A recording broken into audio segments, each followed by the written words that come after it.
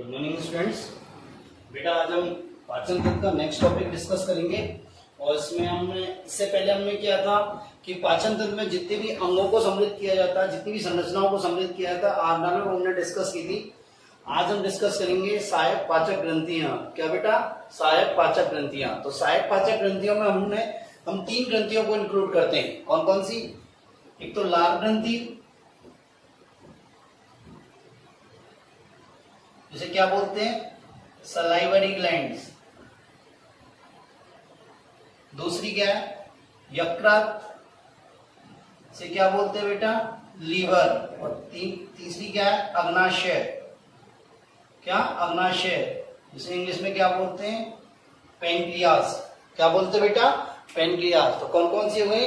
लार ग्रंथि, यकृत ग्रंथि और अग्नाशय ग्रंथि। तो पहला लेते हैं अपन लार ग्रंथि। देखो ना, लार ग्रंथि वे ग्रंथियां होती हैं जो किसका स्राव करती हैं? लार का। लार ग्रंथियां वे ग्रंथियां होती हैं जो किसका स्राव करती हैं बेटा? लार का। ठीक है, किसका स्राव करती हैं? इनके स्राव को क्या बोलते हैं? लार, सलाइवा। दूसरी बात क्या होती है बेटा कि ये लार ग्रंथियां मुख में नहीं पाई जाती, मुख गुहा में नहीं पाई जाती। ये लार ग्रंथियां मुख गुहा में नहीं पाई जाती, जबकि इनकी जो स्रावी नलिका होती है वो किसमें खुलती है? मुख गुहा में। इनकी स्रावी नलिका किसमें खुलती है? मुख गुहा में।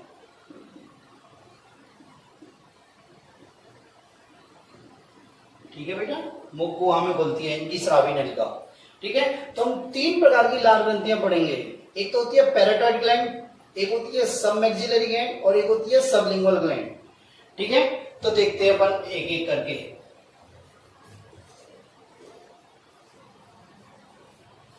Number 1, parotid gland. Second, submaxillary gland और नेक्स्ट सबलिंगुअल ग्लैंड।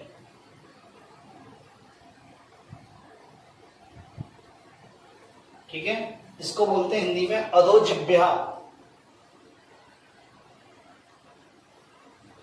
क्या बेटा? अधोजिह्वा। और सही से लिख देता हूं,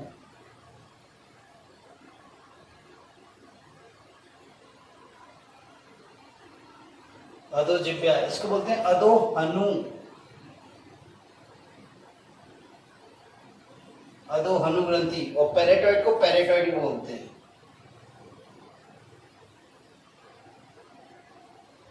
इसको क्या बोलते हैं? पैराटॉइड। देखो बेटा ये कहां स्थित होती है?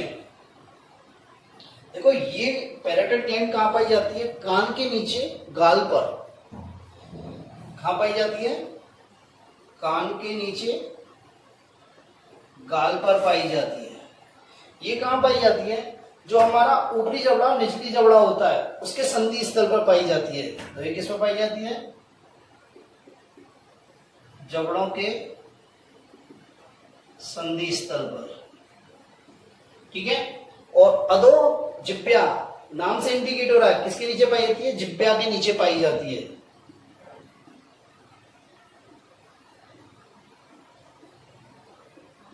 जिह्वा के नीचे पाई जाती है। ठीक है बेटा, दूसरी बात, इनकी स्रावी नलिका। इसकी स्रावी नलिका कहां ओपन होती है?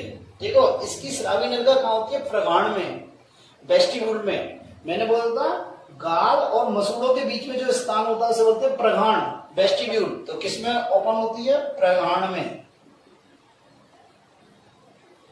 किसमें ओपन होती है बेटा? ये प्रगाढ़ में ओपन होती है। बात मेरी क्लियर है ना? बिल्कुल। ठीक है, नेक्स्ट, ये जो सब मैक्सिलरी ग्लैंड होती है, क्या बेटा? सब मैक्सिलरी ग्लैंड होती है, ये कहां पाई जाती है? ये क्या होती है? अपन का जो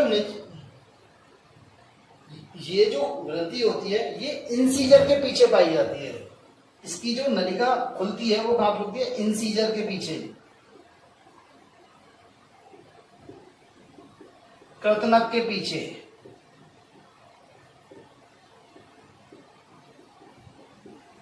किसके पीछे पाई जाती है? कृतनक जो दांत होता है, इंसीजर जो दांत होता है उसके पीछे होती है, ठीक है।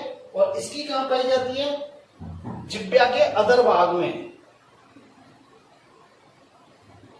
कहां होती है? जिह्वा के अधर भाग में।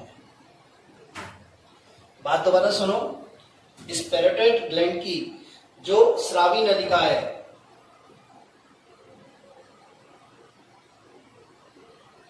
ये कहां बोलती है? प्रगाण में। प्रगाण क्या होता है? मसूड़े और गालों के बीच का स्थान प्रगाण कहलाता है। ये कहां बोलती है? इंसीजर के पीछे, कृतनक के पीछे, कृतनक दांत होता है उसके पीछे। और ये क्या होती है? जिह्वा के अधर भाग में ओपन होती है। कहां होती है बेटा? जिह्वा के अधर भाग में ओपन होती है। देखो ये सबसे बड़ी होती है, ये सबसे बड़ी। ये क्या होती है? मध्यम। और ये क्या होती है? सबसे छोटी।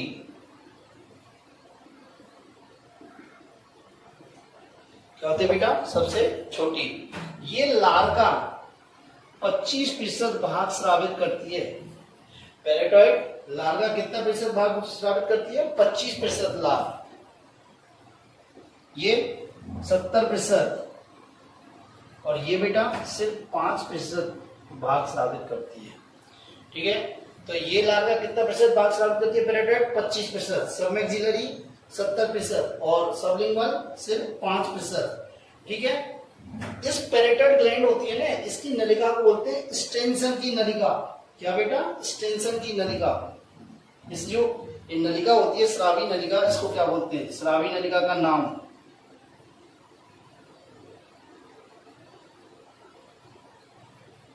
इसको बोलते हैं स्टेंसन की नलिका। क्या बेटा? स्टेंसन की नलिका कहते हैं, ठीक है। इसको सबमैक्सिलरी होती है, इसको क्या बोलते हैं? वाटसन की नलिका।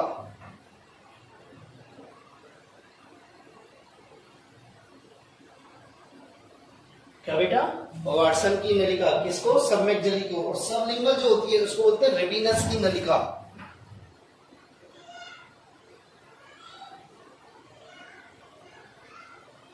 क्या बेटा? रेविनस की नलिका। देखो जो क्वेश्चन आता है ना पीएमटी में, जनरली यहां से पूछा जाता है, ठीक है। क्या? पैराटाइड ग्लैंड कान के नीचे गाल पर पाई जाती है। ये जबड़ों की संधि स्तर पर पाई जाती है। कहाँ? जबड़ों के संधि स्तर पर। ये जिह्वा के नीचे। क्या बेटा? जिह्वा के नीचे। इसकी स्रावी नलिका कहाँ बोलती है? प्रगाण में। क्या? प्रगाण में। और क्या बोलते हैं इसे? स्टेंसन की नलिका। इसकी नलिका स्रावी नलिका कहाँ बोलती है? इंसीजर के पीछे, उसे क्या बोलते हैं? वाटसन की नलिका, ठीक है। सबलिंगुअल ग्लैंड, इसकी नलिका कहाँ बोलती है? जिह्वा के अधर भाग में, इसे क्या बोलते हैं? रेविनस की नलिका, ठीक है। ये आकार में सबसे बड़ी होती है, ये मध्यम होती है, ये सबसे छोटी होती है, ठीक है। ये लार का कितना प्रतिशत भाग बनाती है? ये 25%, ये 70% और ये 5% भाग बनाती है। कितना प्रतिशत भाग बनाती है बेटा? 5% भाग बनाती है, ठीक है। इनका पूरा स्राव है, उसको क्या बोला? लार। तो देखते हैं आगे लार, सलाइवा।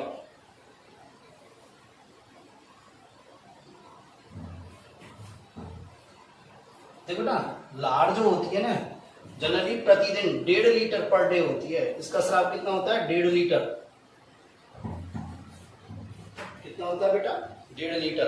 तो देखें, ये सलाइवरी ग्लैंड होती है, लार ग्रंथियां जो होती हैं, इनके स्राव को क्या बोलते हैं? लार। और ये कितनी होती है? इसका आयतन कितना होता है? इसका आयतन होता है बेटा 1.5 लीटर पर डे। क्या होता है बेटा? 1.5 लीटर पर डे। इसकी पीएच होती है ना, मतलब बहुत कम एसिडिक होती है, या फिर ये कह सकते हैं मतलब न्यूट्रल होती है। क्या होती है? उदासीन होती है। तो पीएच कितनी होती है इसकी? 6.8। कितनी होती है? 6.8। इसमें होता क्या है? देखो, इसमें जल होता है मैक्सिमम 99 to 99.5% तक क्या होता है? जल होता है इसमें। 99 से 99.5% क्या होता है? जल होता है। और क्या होता है? देखो, इसमें IgA इम्यूनोग्लोबुलिन होती है। IgA इम्यूनोग्लोबुलिन होती है, जो क्या करती है? एंटीबैक्टीरियल की तरह काम करती है। किसकी तरह काम करती है? एंटीबैक्टीरियल की तरह कार्य करती है। और क्या होता है? म्यूसिन होता है। या म्यूकस होता है, ये क्या करता है, बोलस बनाने के काम आता है। क्या बेटा, बोलस बनाने के काम आता है। और क्या होता है इसमें, इसमें सलाइवरी अमाइलेज, लारीय अमाइलेज होता है। क्या होता है, सलाइवरी अमाइलेज, लारीय एमाइलेज। क्या होता है बेटा, लारीय एमाइलेज। ये लारीय एमाइलेज जो होता है ना बेटा, ये कार्बोहाइड्रेट का पाचन करता है। क्या करता है, कार्बोहाइड्रेट का। तो ये क्या करता है, स्टार्च को किसमें बदलता है, माल्टोज में और डेक्स्ट्रीन में बदल देता है। स्टार्च को किसमें बदलता है, माल्टोज और डेक्स्ट्रीन में। मेरी बात समझ में आई, स्टार्च को किसमें बदलता है, माल्टोज और डेक्स्ट्रीन में। ठीक है बेटा। और क्या क्या होता है इसमें, लाइसोजाइम होता है,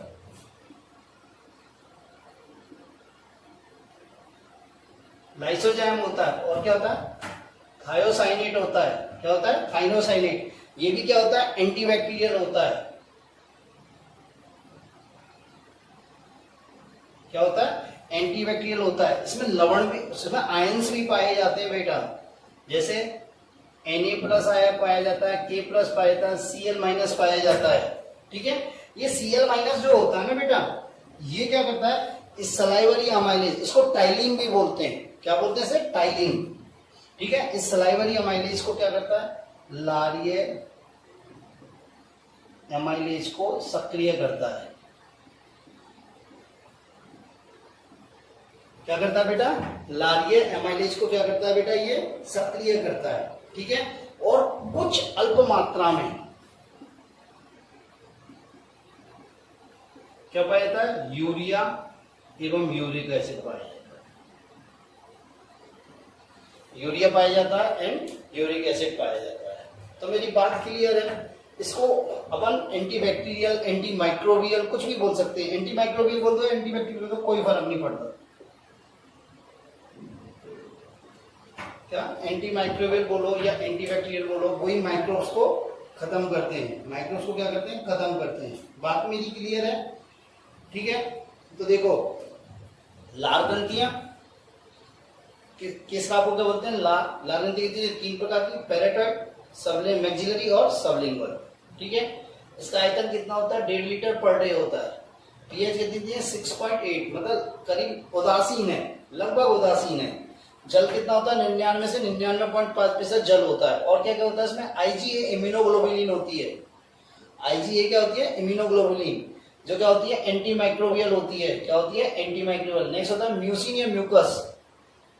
ये क्या करता है, बोलस बनाने के काम होता है। बोलस क्या होता है, जब हम भोजन करते हैं ना, खाना खाते हैं, रोटी लेते हैं, रोटी के साथ लार मिक्स हो जाती है, और लार मिक्स जब हो जाती है तो गोलाकार संरचना जो बनती है उसे बोलस कहते हैं। ठीक है। सलाइवरी अमाइलेज या लारीय अमाइलेज, ये लारीय अमाइलेज क्या करता है, ये कहता है कार्बोहाइड्रेट डाइजेस्टिव एंजाइम होता है। और ये क्या करता है, स्टार्च को किसमें देता है, माल्टोज और डेक्स्ट्रीन में बदल देता है। ठीक है। नेक्स्ट क्या होता है, लाइसोजाइम होता है, थायोसाइनेट होता है। ये क्या होते हैं, एंटीबैक्टीरियल होते हैं, मतलब जो बैक्टीरिया आता है उसको मार देते हैं, उसकी सेल वॉल को गला देते हैं। आयंस होते हैं, Na+ होता है, K+ होता है, Cl- होता है। ठीक है। ये Cl- होता है ना बेटा, ये लारीय अमाइलेज या सलाइवरी अमाइलेज को सक्रिय करता है। सलाइवरी अमाइलेज को सक्रिय करता है। और अल्प मात्रा में क्या होता है बेटा, अल्प मात्रा में इसमें क्या होता है बेटा, यूरिया भी होता है, यूरिक एसिड भी होता है। क्या होता है, यूरिया होता है, यूरिक एसिड होता है। इस लारीय अमाइलेज को और क्या बोलते हैं, टाइलिन। क्या बोलते हैं बेटा, टाइलिन। ठीक है। इसको टाइलिन भी बोलते हैं। ठीक है। यदि आपसे पूछा जाए भोजन का पाचन कहां से स्टार्ट हो जाता है, क्या बेटा, भोजन का पाचन कहां से स्टार्ट हो जाता है, भोजन का पाचन कहां से, मुख गुहा से स्टार्ट हो जाता है। किससे हो जाता है, मुख गुहा से। और मुख गुहा में कौन होता है, लारीय अमाइलेज। क्या होता है बेटा, लारीय अमाइलेज। ठीक है। एक चीज और बताता हूं, ये लारीय अमाइलेज है ना, ये सिर्फ क्षारीय माध्यम में, मतलब न्यूट्रल टू क्षारीय माध्यम में कार्य करता है। ठीक है। अम्लीय माध्यम में ये निष्क्रिय हो जाता है, अम्लीय माध्यम में ये निष्क्रिय हो जाता है। ठीक है। नेक्स्ट आता है बेटा यकृत, मोस्ट इंपॉर्टेंट पार्ट आता है यकृत, लीवर।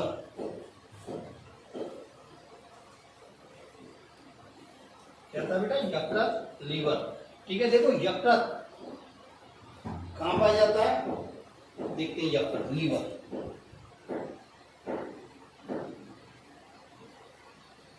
यकृत कहाँ पाया जाता है बेटा? ये कहाँ पाया जाता है? उदर गुहा में। उदर गुहा में किसके नीचे? डायफ्राम के नीचे। किसके नीचे? डायफ्राम के नीचे, राइट साइड में। किसमें होता है बेटा? ये राइट साइड में। यहां होता है, देखो यहाँ पे, ये राइट साइड में है। हमारा स्टोमक लेफ्ट साइड में और ये क्या? राइट साइड में होता है। किसमें होता है? राइट साइड में होता है। ठीक है। इसका वजन जो होता है ना बेटा 1.2 to 1.5 kg होता है एडल्ट में। 1.2 to 1.5 kg होता है एडल्ट में। और ये कैसा होता है उत्पत्ति में? एंडोडर्मल। कैसा होता है? एंडोडर्मल। और बेटा ये सबसे बड़ी ग्रंथि है हमारे शरीर की। सबसे बड़ी ग्रंथि क्या है? लीवर। ठीक है। ये क्या होती है? जैसे इसकी जो प्रकृति होती है, जैसे 3 प्रकार की प्रकृति होती है ग्लैंड्स की। एक तो होती है अंतःस्रावी, एक होती है बहिस्रावी, होती है मिश्रित। तो ये कैसी होती है? मिश्रित ग्रंथि होती है। क्या होती है बेटा? मिश्रित ग्रंथि। हेट्रोक्राइन ग्लैंड्स होती है ये। क्या होती है बेटा? हेट्रोक्राइन ग्लैंड्स होती है। तो डायफ्राम कहाँ पाया जाता है? उदर गुहा में। डायफ्राम के नीचे राइट साइड में।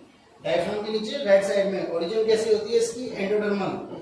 इसका वेट कितना होता है बेटा? 1.2 to 1.5 kg। 1.2 to 1.5 kg। ठीक है। और ये सबसे बड़ी ग्रंथि है। कैसी होती है प्रकृति में? मिश्रित। कैसी होती है? मिश्रित। ठीक है। देखो लीवर जो होता है ना बेटा, लीवर, ये इसमें 2 बड़े पिंड होते हैं।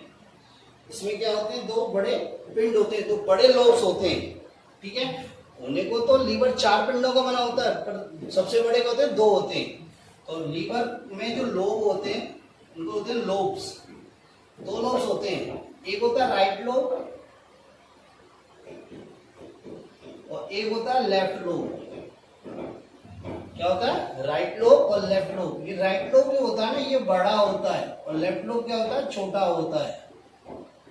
और ये राइट लोब और लेफ्ट लोब में फाल्सीफॉर्म लिगामेंट्स होते हैं। क्या होते हैं? फाल्सीफॉर्म लिगामेंट। फाल्सीफॉर्म लिगामेंट के द्वारा अलग रहते हैं। क्या होते हैं बेटा? फाल्सीफॉर्म लिगामेंट के द्वारा ये क्या होते हैं? अलग अलग रहते हैं। या फाल्सीफॉर्म लिगामेंट के द्वारा क्या होते हैं? एक दूसरे से अलग रहते हैं। इनके अतिरिक्त 2 लोब और पाए जाते हैं। इनके अतिरिक्त 2 लोब और पाए जाते हैं, जिन्हें क्या बोलते हैं? क्वाड्रेट। इनके अतिरिक्त 2 लोब और पाए जाते हैं, जिन्हें क्या बोलते हैं? क्वाड्रेट।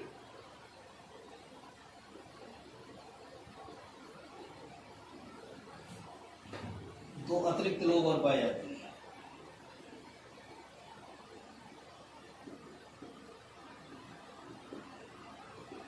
यकृत के 2 अतिरिक्त पिंड होते हैं, जिन्हें क्या बोलते हैं? क्वाड्रेट। क्या बोलते हैं बेटा? क्वाड्रेट। बात क्लियर है? बाकी कंसीडर मेनली इन्हीं को किया जाता है, राइट लोब और लेफ्ट लोब को। इसको राइट लोब और लेफ्ट लोब को। देखो अब देखो हम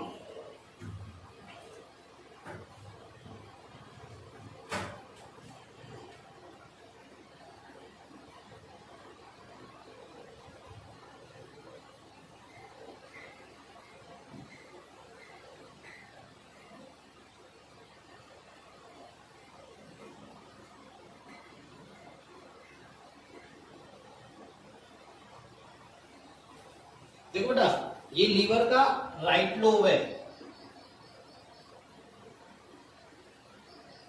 और ये क्या है? Left lobe. देखो इस राइट लोब से एक नलिका निकलती है, इसे बोलते हैं राइट हेपेटिक डक्ट। और इधर से भी एक नलिका निकलती है, इसे बोलते हैं लेफ्ट हेपेटिक डक्ट। इसको क्या बोलते हैं? Left hepatic duct. दाईं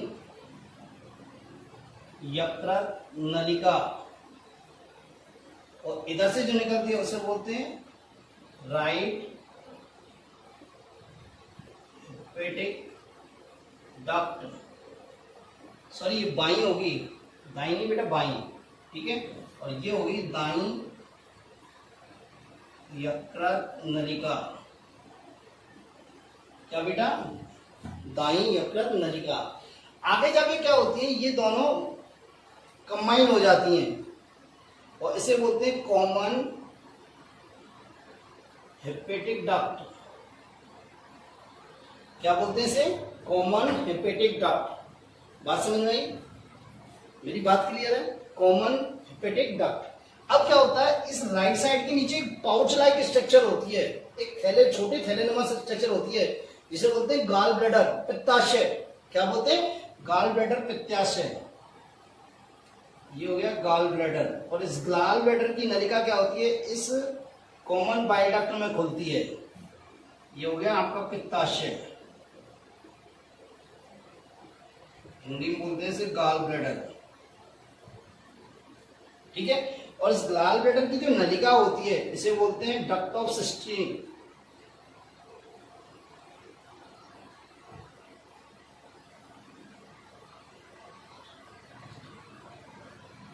डक्ट ऑफ सिस्टर्नी। क्या बोलते हैं बेटा? डक्ट ऑफ सिस्टर्नी या डक्ट ऑफ सिस्टिक भी बोलते हैं। देखो बहुत सारी बुक में डक्ट ऑफ सिस्टर्नी दे रखी है, डक्ट ऑफ सिस्टिक, तो इसे डक्ट ऑफ, आपकी बुक में डक्ट ऑफ सिस्टिक कहते हैं। क्या बोलते हैं? Duct of cystic. तो क्या हुआ, कॉमन बाइल डक्ट और डक्ट ऑफ सिस्टिक आपस में मिलकर, सॉरी कॉमन हेपेटिक डक्ट और सिस्टेटिक डक्ट ने मिलकर मिलकर क्या बनाई? Common bile duct. Common bile duct, सामान्य पित्त नलिका, सामान्य पित्त नलिका।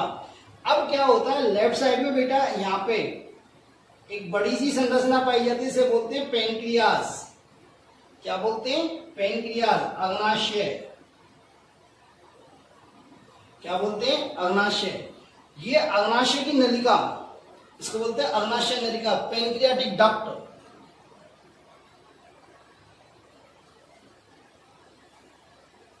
हिंदी में क्या बोलते हैं? अग्नाशय नलिका।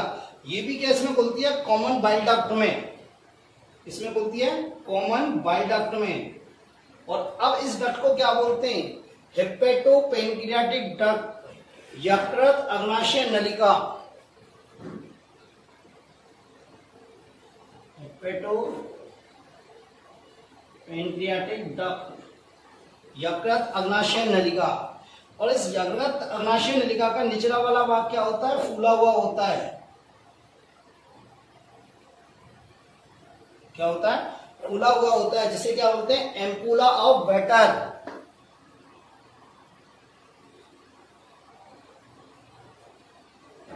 क्या बोलते हैं बेटा? Ampulla of waiter. बात समझ में आई? और देखो जहां हेपेटिक पेनक्रियाटिक डक्ट खुलती है वहां क्या पाया जाता है? एक स्पिंटर पाया जाता है बेटा। क्या पाया जाता है? एक स्पिंटर, एक अवरोधनी पाई जाती है, जिसे क्या बोलते हैं? Sphincter of OD. क्या बोलते हैं बेटा?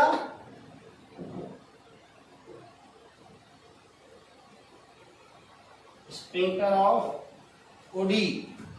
बात समझ में आई मेरी बात? क्या कहते हैं बेटा? Sphincter of OD.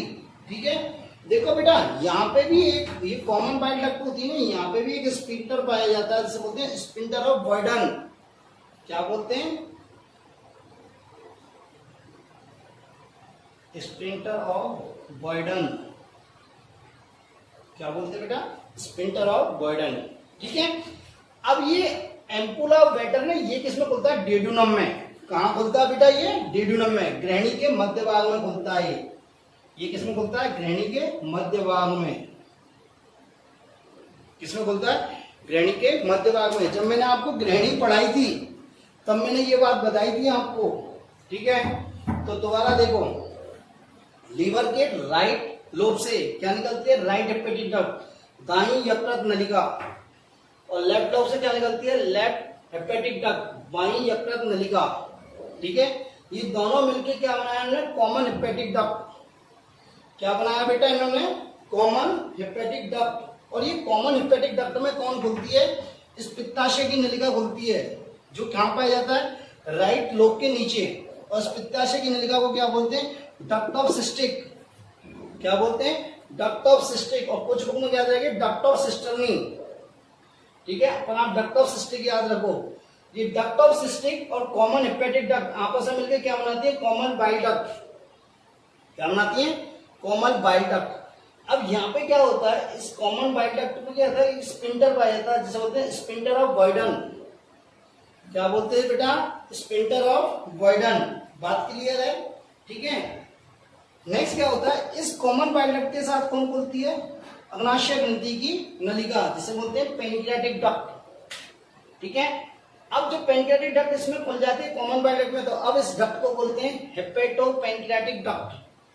क्या बोलते हैं बेटा, हेपेटो पेनक्रियाटिक डक्ट। इस हेपेटो पेनक्रियाटिक डक्ट का निचला वाला भाग खुला हुआ होता है जिसे बोलते हैं ampulla of waiter, ampulla of waiter, ठीक है। और इस हेपेटो पेनक्रियाटिक डक्ट जहां एम्पुला ऑफ वेटर में बोलते हैं वहां स्पिंटर पाया जाता है, इसे बोलते हैं स्पिंटर ऑफ ओडी।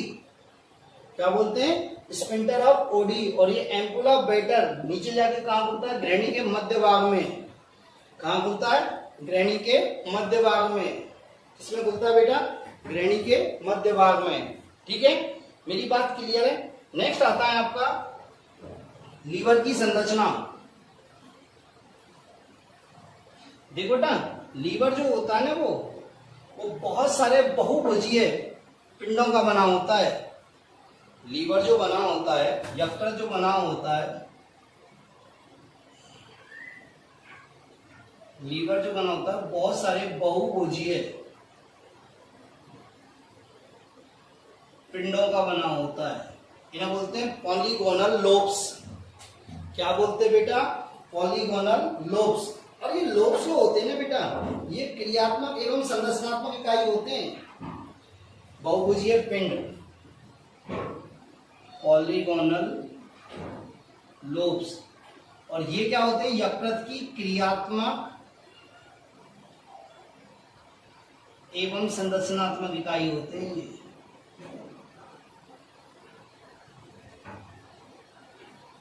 क्या होते हैं बेटा, ये लीवर क्या होता है, बहुत सारे बहुभुजीय पिंडों का बना होता है, पॉलीगोनल लोब। और इनको क्या बोलते हैं, क्रियात्मक एवं संरचनात्मक इकाई होती है ये लीवर की। बात समझ में आई। ये जो पॉलीगोनल लोब्स होते हैं बेटा, इस प्रकार होते हैं पॉलीगोनल लोब्स। और इन पॉलीगोनल लोब्स के ऊपर क्या होता है, एक संयोजी ऊतक की परत पाई जाती है।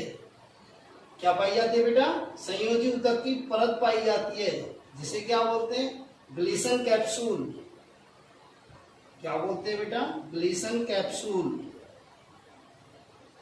एक मिनट,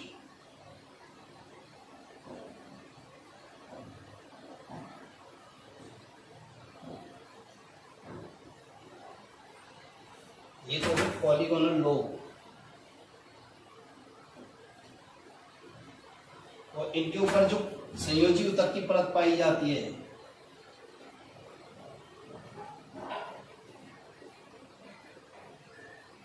जिसे बोलते हैं ग्लीसन्स कैप्सूल।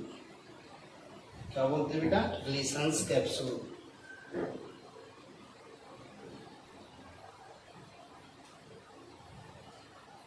क्या बोलते हैं मेरे बच्चों, ग्लीसन्स कैप्सूल कहते हैं। बात मेरी यहां तक क्लियर है, ठीक है। नेक्स्ट देखें, देखो बेटा, ग्लीसन, ये सही लिख देते। ये जो बहुभुजीय पिंड है, इसके अंदर बहुत सारे जो लीवर कोशिका होती है जिन्हें बोलते हैं हेपेटोसाइट्स। जिन्हें क्या बोलते हैं, हेपेटोसाइट्स। ये हेपेटोसाइट्स है अरीय कतारों में पाई जाती है। किसमें पाई जाती है, अरीय कतारों में। इस प्रकार होती है ये अरीय कतारों में।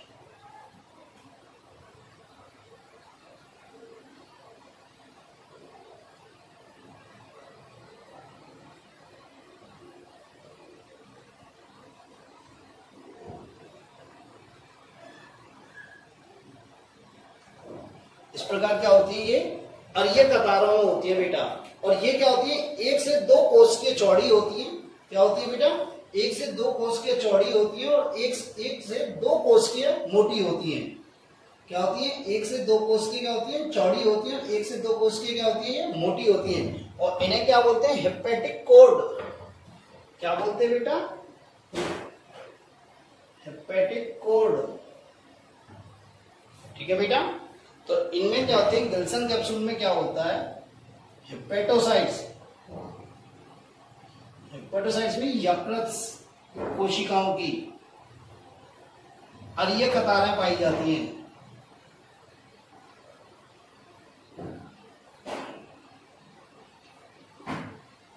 और ये क्या होती हैं? 1 से 2 कोशिकीय चौड़ी और 2 कोशिकीय मोटी। और इन अरीय कतारों को क्या बोलते हैं हम बेटा? Hepatic cord. क्या बोलते हैं बेटा? हेपेटिक कोर्ड, लीवर कोर्ड या लीवर रज्जू। क्या बोलते हैं इनको? यकृत रज्जू। क्या बोलते हैं बेटा? यकृत रज्जू। और जो ये हेपेटोकोर्ड जो होते हैं, इनके मध्य जो खाली स्थान होता है, इन्हें बोलते हैं यकृत रक्तपात्र। जो स्थान है इसको क्या बोलते हैं? यकृत रक्तपात्र। इन हेपेटिक कोर्डों के मध्य जो स्थान है उसे क्या बोलते हैं? यकृत रक्तपात्र। यकृत रक्तपात्र। इन्हें यकृत रज्जू लिख देता हूं, यकृत रज्जू। इन्हें बोलते हैं हेपेटिक सिनोसॉइड।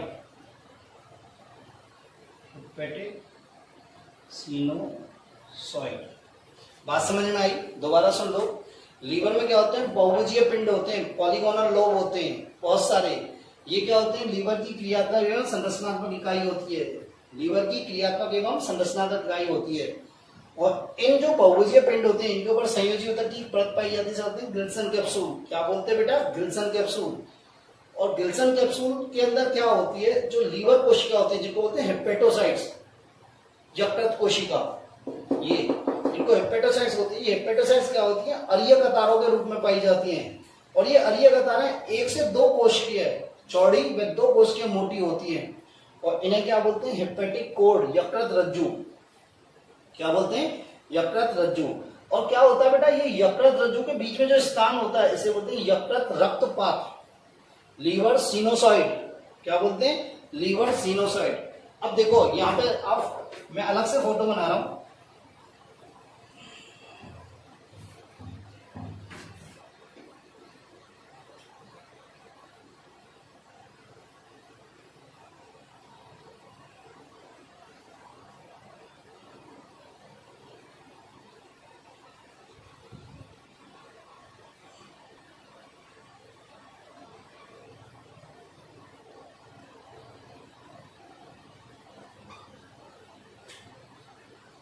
बोला ये वाली स्ट्रक्चर में ये तो है आपकी हेपेटिक कोर्ड।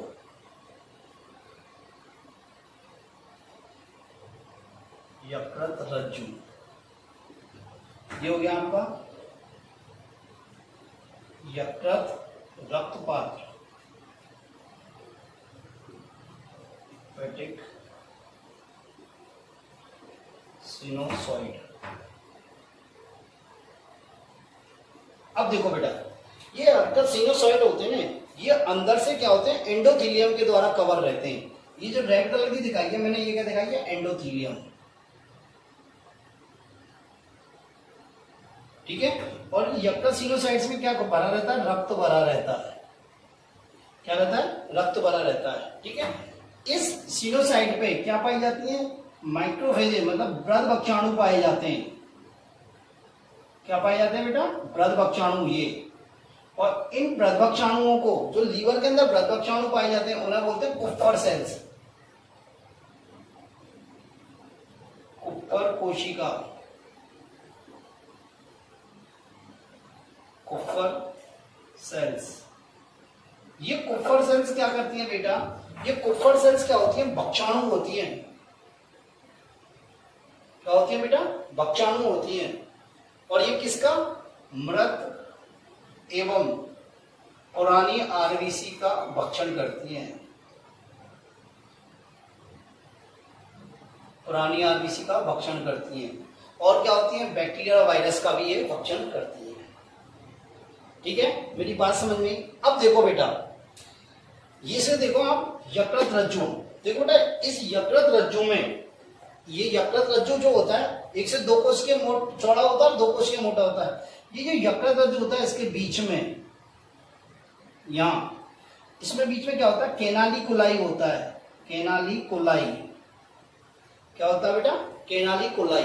केनालिकुलाई क्या है, नलिका सदृश संरचना है।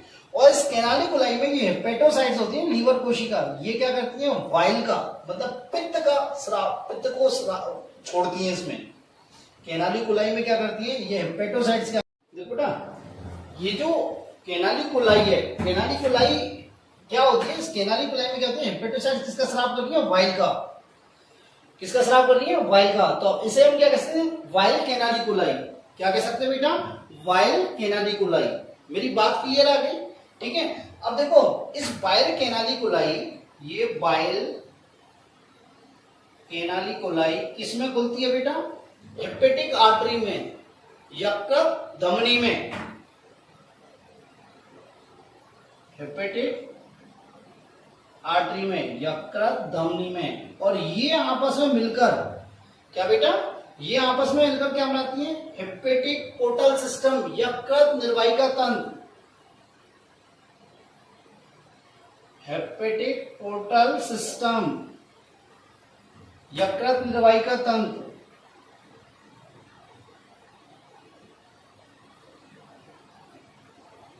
क्या बनाती है, यकृत निर्वाहिका तंत्र।